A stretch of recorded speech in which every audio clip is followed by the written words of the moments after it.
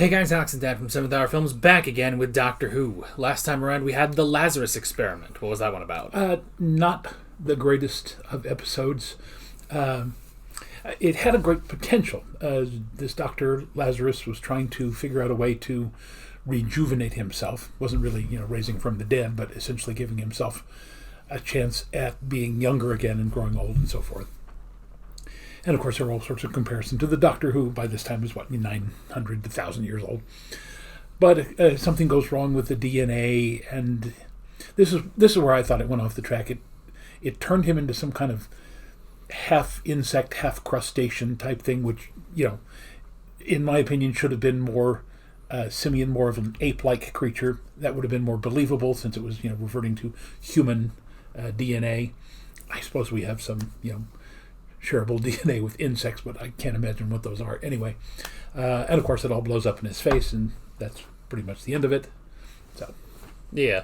The biggest thing from the episode was Mrs. Jones learning from some mysterious fellow information about the Doctor, and this information comes from a Mr. Harold Saxon. That's right, I forgot about that. Yeah, and that's basically the cliffhanger, basically. Kind of cliffhanger, but the tease of things to come, that there's something going on with this Harold Saxon guy. So, but we don't know.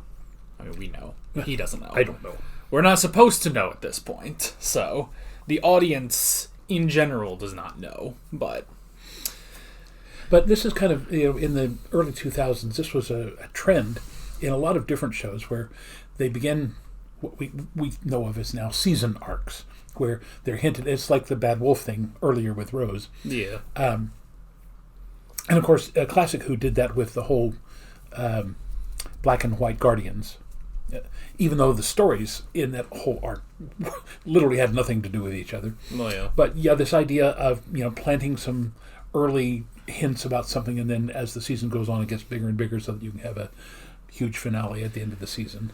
Yeah, it's definitely a staple of modern Doctor Who, but it has kind of become at this point that a lot of people are kind of tired of it now, where it's just like, and probably I think it's gotten worse the more social media has taken off, especially like now, like there was a character that was in I think Shurigawa's first episode, and she kind of had like a weird little moment, but people were like, okay, that was kind of weird, but whatever. And then afterward, there was like, they do like this thing after an episode airs, at least in the British broadcast, where like you'll have RTD like talking about the episode a bit, and he was like, oh, and who was that character? Well, you're just gonna have to wait and find out. And it was a part of me that was like, what, were you setting something up? Okay. And it's just, I don't know, and especially with RTD, like, and this is more just commentary on modern Doctor Who, but I don't know. There are times where I'm like, man, if RTD would just shut his mouth, we could all enjoy the series more. Shut your pie hole. Because most of the writing he does, even now, is still pretty solid. Yeah. It's just like, if you just stop talking about it, we could all enjoy it a bit more. And maybe it worked a bit better for this, but although I do know there's a moment in the next season, kind of, where it became like such a big moment in Doctor Who and people were saying like, oh yeah, it just sort of destroyed like British Facebook basically. So there was still some social media at the time, but I think it's just much worse now. That said, that also applies to every other fandom on Earth. So it's not an exclusive Doctor Who problem, I'll give it that. But anywho, none of that matters. What matters is today's episode 7, which is 42. I'm curious if this is the 42nd episode of modern Doctor Who, now that I'm thinking about it. I think we've had over 20 episodes with David Tennant at this point. So, plus the 13, might be getting around there. I don't know if it is exactly 42, but that'd be funny. Well, of course, I've already set up the two 42s that I know through literature. One is Hitchhiker's Guide to the Galaxy, whatever the second one is, the restaurant at the end of the universe, Life, the Universe, and everything. Two scientists feed a supercomputer with the question, what is the meaning of life? And it turns out 10,000 years later that the meaning of life is 42. And the one guy looks at the other and says, we're going to get lynched, aren't we? And the other one, of course, I think 42 was the number of Jackie Robinson, who was the first black man to play in Major League Baseball here in the United States. So, neither of those things are what this episode is about. Yes. So 42 is also hopefully the temperature it will get up today. Today is the first day since last Sunday or Monday. Yeah. That's about 5-6 days ago, where the temperature here in Oklahoma is above freezing. I mean, yesterday we got close. I think we got to 31 degrees Fahrenheit, but we've set 5 records over the last week of record low temperatures and record low high temperatures during the days. So, well, yeah. So it's been very cold. Yeah, it has finally become winter. It lasts all of 3 weeks, and then it ends, and then it's spring. Supposedly on Monday it'll be about 70 degrees. So, and not like 2-3 weeks ago, there was a day where it was a high of like 80. Yeah, and then it dipped back down. So, but yeah, it's fairly cold. If you don't like the weather in Oklahoma, wait 5 minutes. It'll change. Well, yeah. Not that we're necessarily complaining about the winter. We like the winter, for the most part. As long as we're in a house that is heated. So I really don't mind temperatures in the upper 20s and the low 30s. It's when it gets down to, the high for the day is going to be 2 degrees above zero, and we have wind chills, of course. Mentioned in our state song, Oklahoma, where the winds come sweeping down the plains. Yeah. The Arctic winds, and these are Siberian and North Pole winds, come all the way south into Oklahoma. We had wind chills of 40 below zero this week. Well, yeah.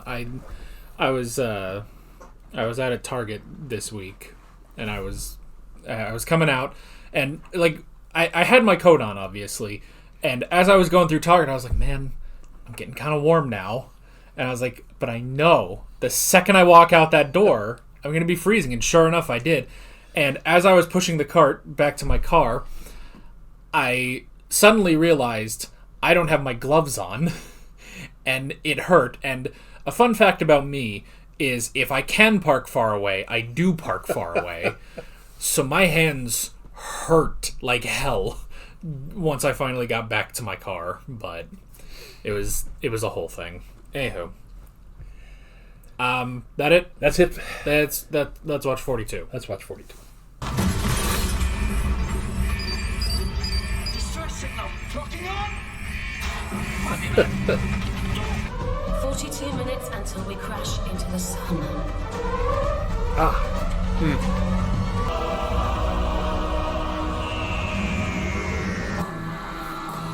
Right. So let's open that door back up. Get in the TARDIS and leave. I was going to say that that vessel had vague memories of either 2001 or 2010, the movies, the long elongated thing, and then the bulk.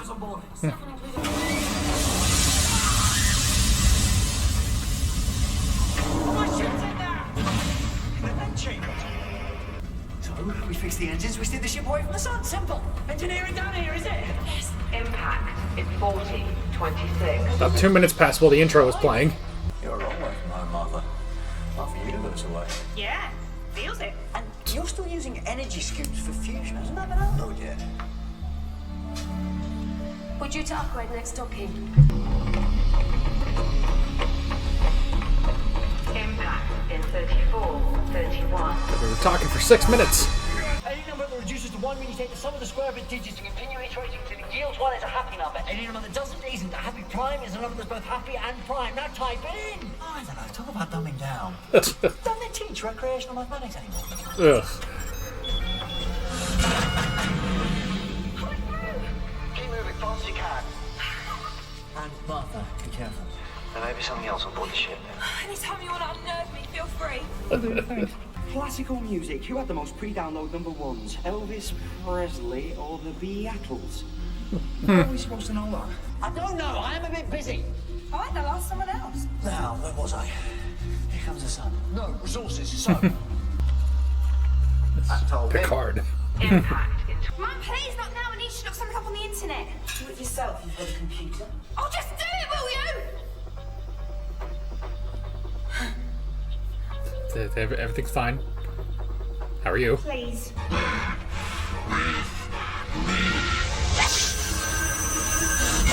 Icons. Eh, What was that? I've got to go. Thanks for all the spy. impact in 2706. It's just random. It should be like either on the 10 or on the 5 or on the 0. Yeah. Scannell, tell him Corwin is not a killer. He can't vaporize people, he's human. His bioscan results. Internal temperature 100 degrees. Body And that's in oxygen made by Celsius. hydrogen. Irina, get back here with that equipment. Whatever you say, boss. Go there. Come back. Fetch this. Carry these. Make drinks. Sweep up. Please, kill me now. If you insist. Poor choice of words. Kick him. Impact in 2451. It is the most random times. Permanent, can you cure it?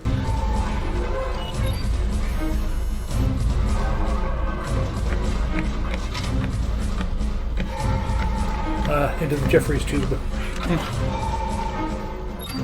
What's happening on the ship? escape Find out where pod. are we? He's picking us off. One by one. Shades of Alien. Jefferson Hell. Thank you. Man, that touchscreen shouldn't work through that glove.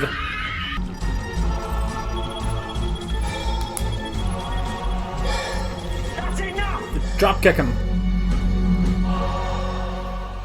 What do you want? Why this ship? Tell me!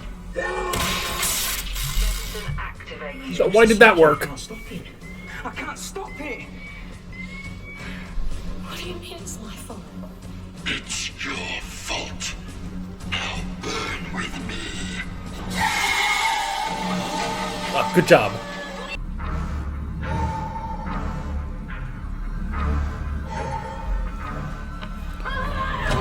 Oh!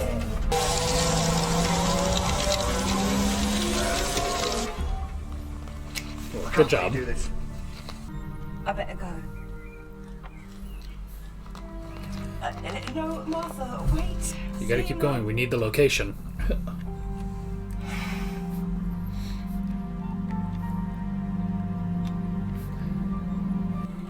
Oh, we got it. It's only, 20 bajillion light years away.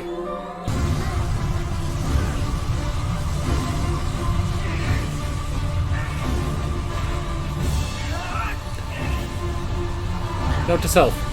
Don't put important buttons outside the ship.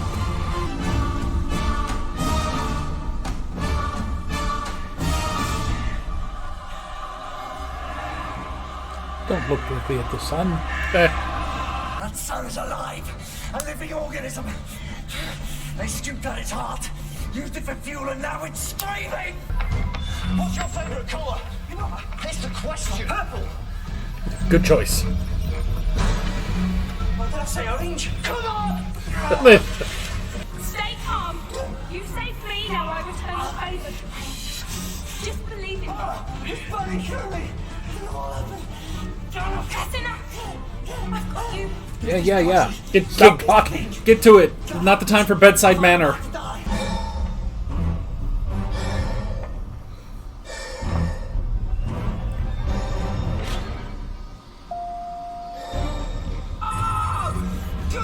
Why is that just on a lever? The fatal impact. Vent the engines. Dump fuel. What? Some particles in the fuel. Get rid of them. Do it. Now! Impact averted. Impact averted.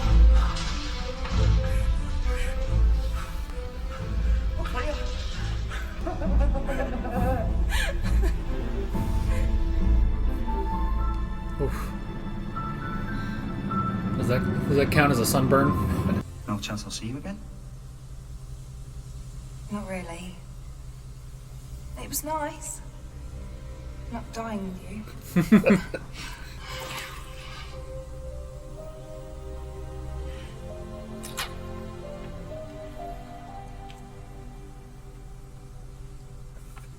Well done. Very hot. This is the sweatiest episode I've ever seen. Didn't really need. How are you doing? Now, what do you say? Ice skating on the mineral lakes of Korhan. Fancy it? Whatever you like. Yeah, let's go cool off. By the way, you'll be needing this. Really? Frequent flyers privilege. Boy, it's taken so long to get this stuff. That's all? For now. Have you voted? Of course. Just don't expect me to tell you who for. Thanks for all you're doing, Mrs. Jones. Mr. Saxon will be very grateful.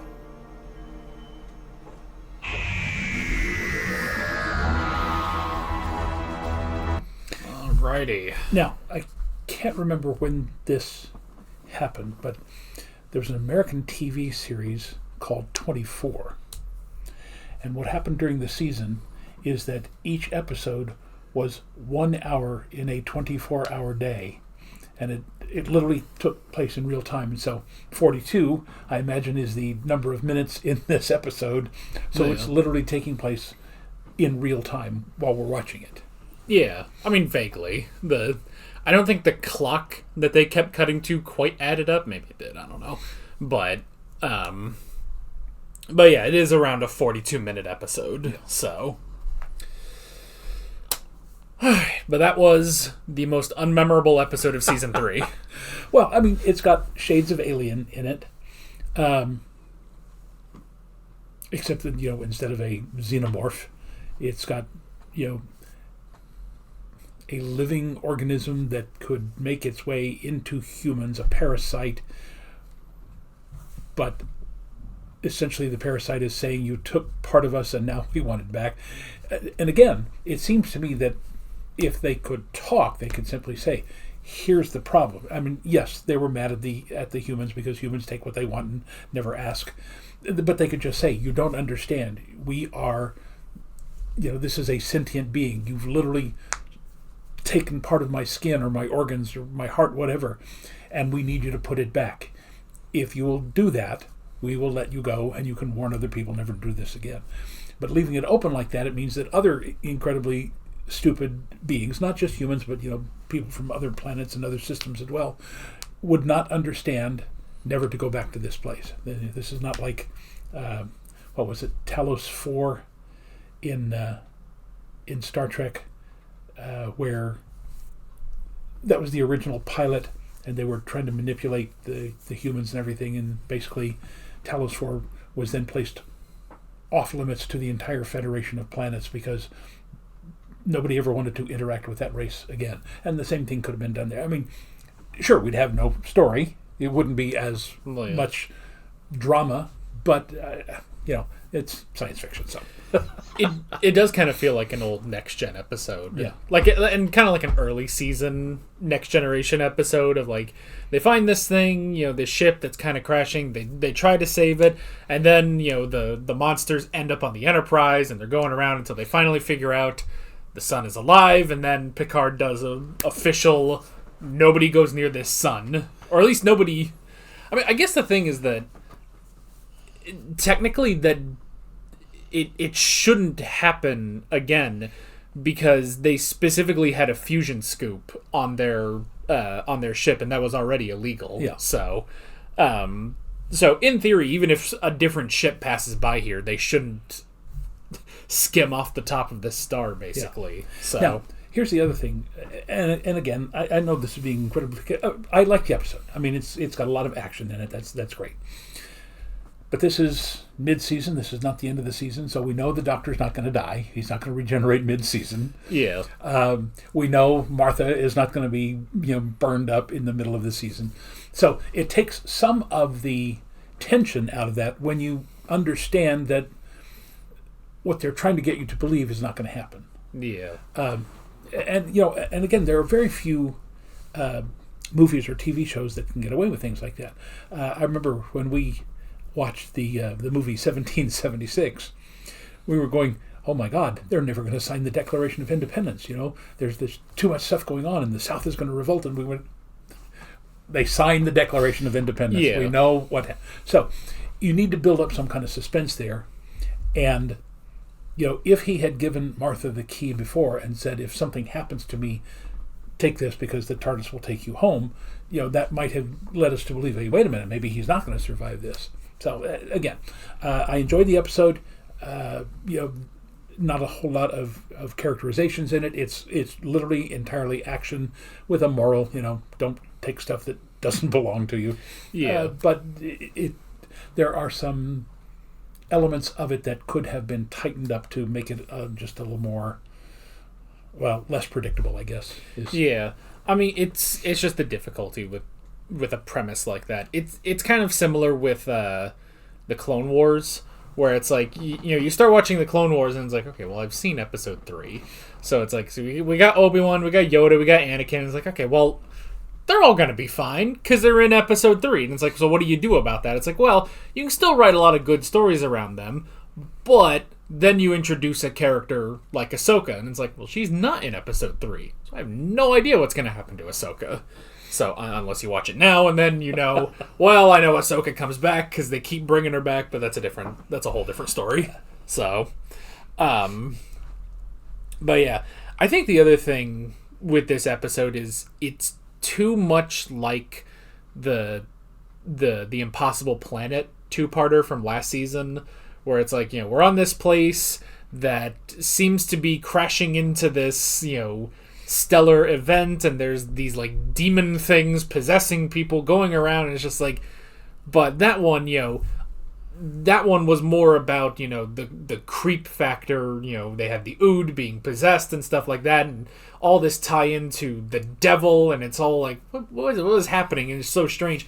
Whereas here, it's like, it's just that, but without any of that like spooky intrigue, I guess. Yeah. So, and they did set up the fusion scoop there at the beginning, where she said, you know, we're supposed to get it changed out, you know, at our next retrofit and everything, and the doctor, like I think you said, the doctor says, you know, isn't that banned by now? Well, yeah.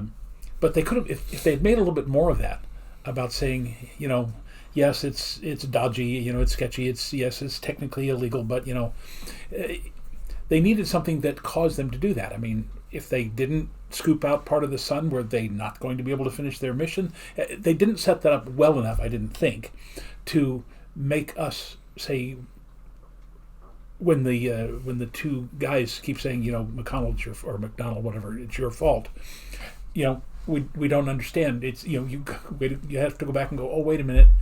And when they tie it all into the fusion scoop at the end, you go, oh, okay, but that was not set up as well as it could have been. Or it could be like a thing of, you know, well, isn't the fusion scoop, isn't that banned yet? And it's like, well, it's either that or we have to send a Mayday and we have to deal with all the paperwork of being picked up from here. So, like, just like 1 or 2 extra lines there could have solved that. So yeah, we said that a lot when we were going through Classic Who. Yeah. That, you know, one line here or there could have set up the plot a little bit better. Yeah.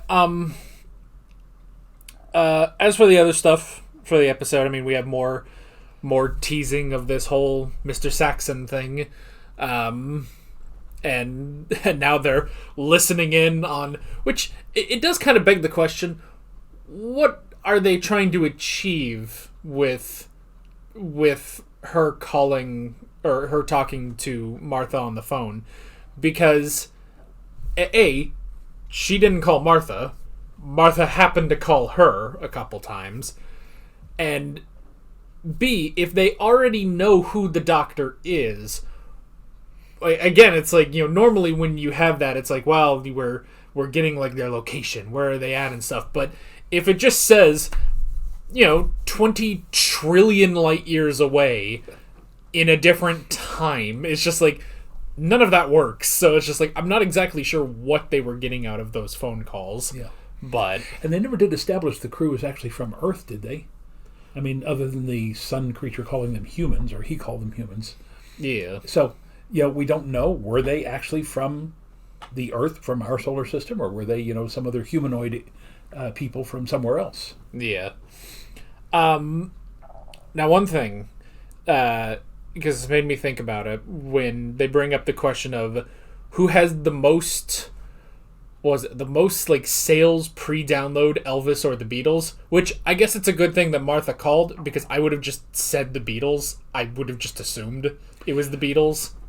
Now, what threw me off there is the pre-download things. The Beatles existed in a time before pre-downloads. Yeah. As did Elvis for the most part. So that's what threw me off, and I thought it was going to be a trick question. But yeah, because Elvis's music and the Beatles' music is still being downloaded today. Yeah. And I guess this is 2006, 2007. So yeah, that's at the beginning of the whole, Napster and that whole, downloading the music. Yeah. So yeah, that was kind of an odd thing, I guess. It probably made a lot more sense then, 20 years ago than it does now. Yeah. I guess it's probably like who had the most sales before music could be downloaded onto a computer. Yeah. So, pre 90s, mid to early 90s. So, and apparently the answer is Elvis. Yes. And not the Beatles. Yeah. And I find that interesting. And I'm going to tell you now that this is a tangent, but one I have no other place to go on record about this. I saw about 6 months ago on Twitter, I saw something that there's a musician named Sabrina Carpenter, and apparently her sales are almost they rival the Beatles, and everyone's like, oh, this is such an incredible feat. Nobody has done that. She's as big as the Beatles. And I thought, how... A, I'm not sure if that's totally possible, and B, I don't know if that's quite the achievement they think it is, because you can, anyone can go on and buy things right now. Back in the 60s, that was not the thing, and if the Beatles did that well without the internet... And then the other thing I thought is, because when I saw that, the first thing that crossed into my mind was, who on earth is Sabrina Carpenter? I have never heard of this person before. And suddenly she's selling as well as the Beatles, and it's like, okay, if everybody knew the Beatles and there wasn't an internet, and people don't know this person and there is an internet, I feel like it's not the same. Yeah, it's all a matter of longevity, quite honestly. I remember in the early to mid-'70s, there was a group, and I won't say that they were from Liverpool, but I thought they were from Liverpool, called the Bay City Rollers. And they were, like you said, the music took off. Everybody loved them. They had this big hit called Saturday Night. And everybody said, they're gonna be bigger than the Beatles. They are already bigger than the Beatles. And 2 or 3 years later, it's like, the Bay City who? What? It's like... Yeah. That's the thing. There are... Sabrina Carpenter, again, like you, I've not heard her music, but then again, I've only heard one Taylor Swift song, and she's one of the biggest artists, and I don't listen to modern music. If it's written after 1980, I'm pretty much not familiar with it. Yeah. Because I grew up in the 50s and 60s and 70s when the Beatles and the Stones and the Who and all the rest of them were. So, if 50 years from now, Sabrina Carpenter's music is still being played, then we apologize to Sabrina Carpenter.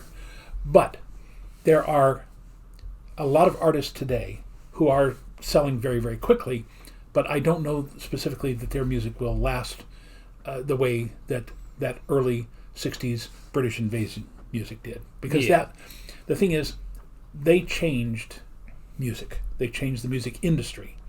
If you lead up to, if you go back from the beginning of recorded music back in the early 1900s up to Elvis Presley,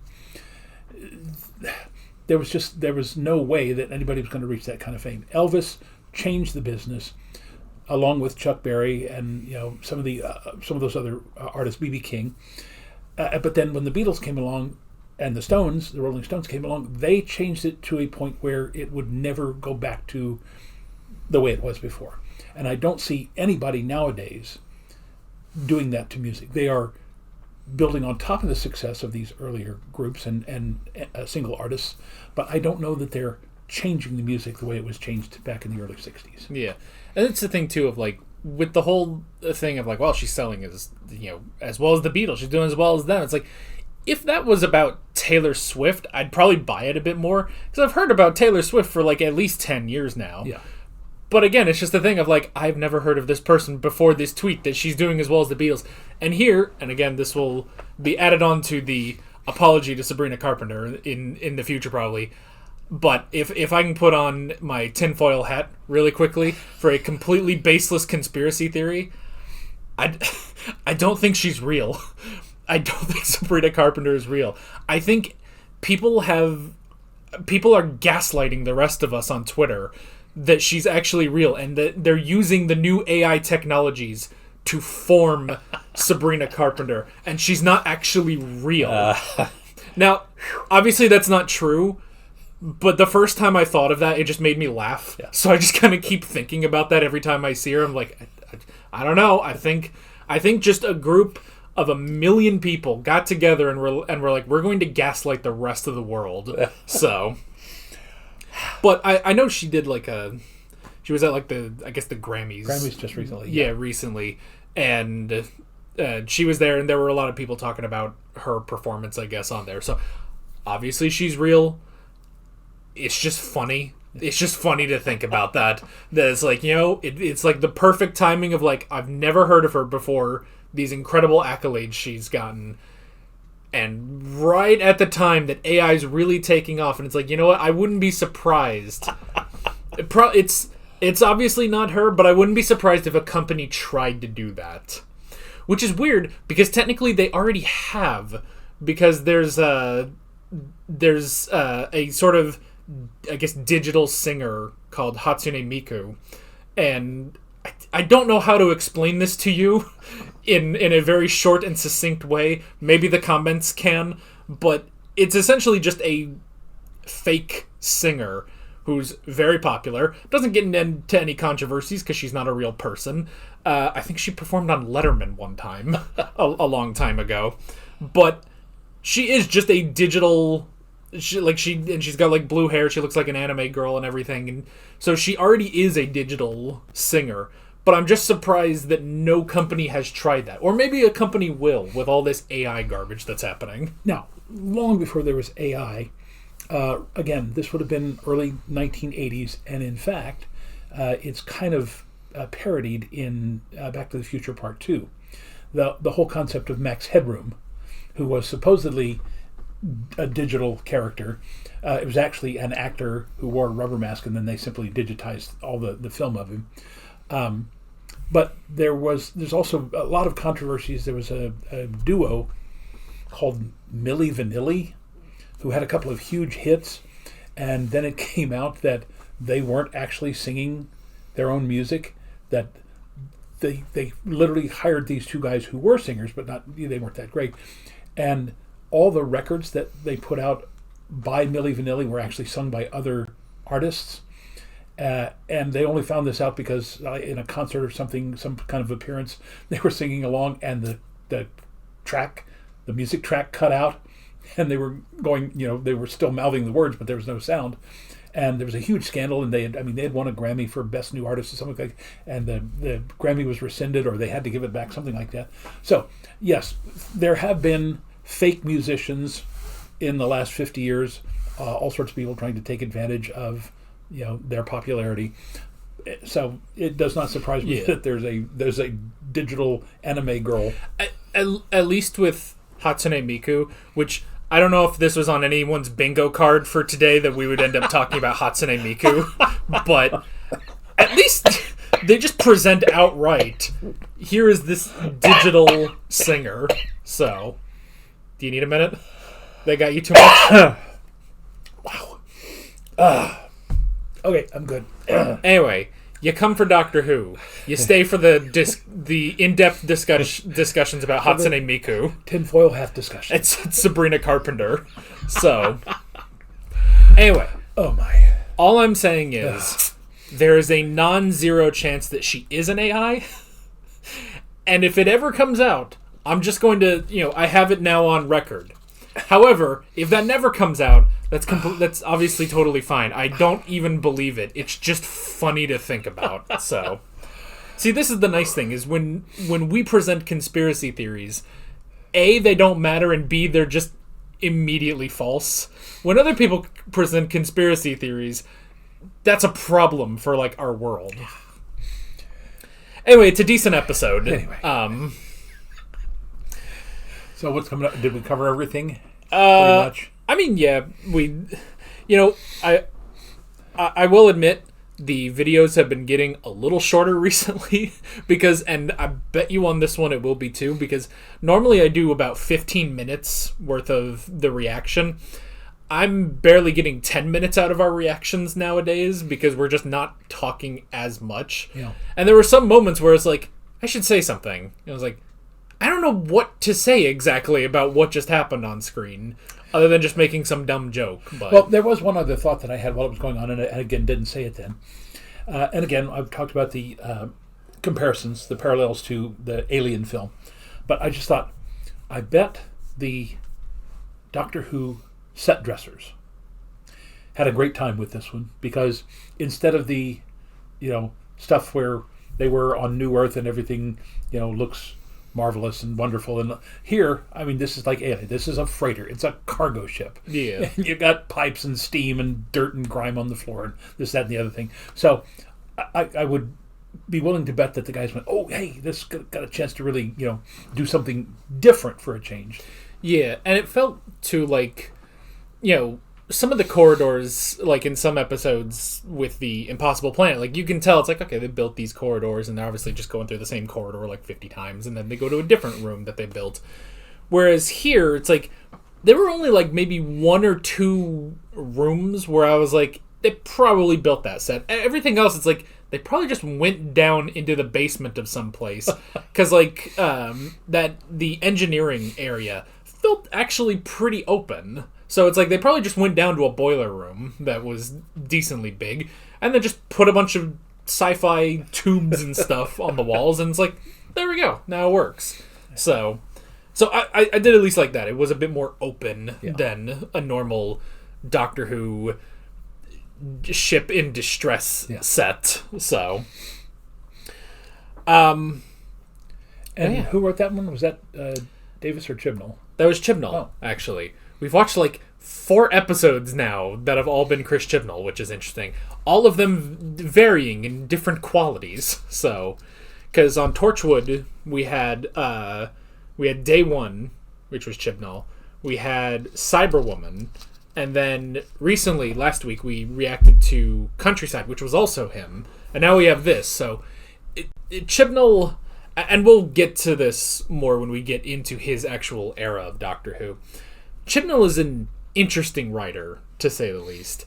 I feel like he can be very hit and miss, but when he has a hit, I think it does really work. Yeah. So, and he was also he was the main showrunner of a show called Broadchurch, which also had David Tennant in it and Jodie Whittaker and like every British actor you could put into a show, basically.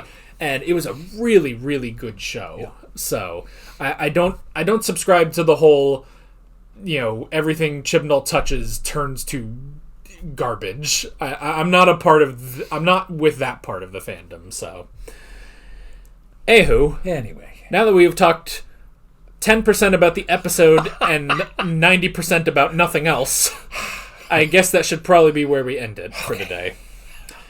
So with all of that, and that was a lot being said, we're Alex and Dad from 7th Hour Films, and we will see you guys next time.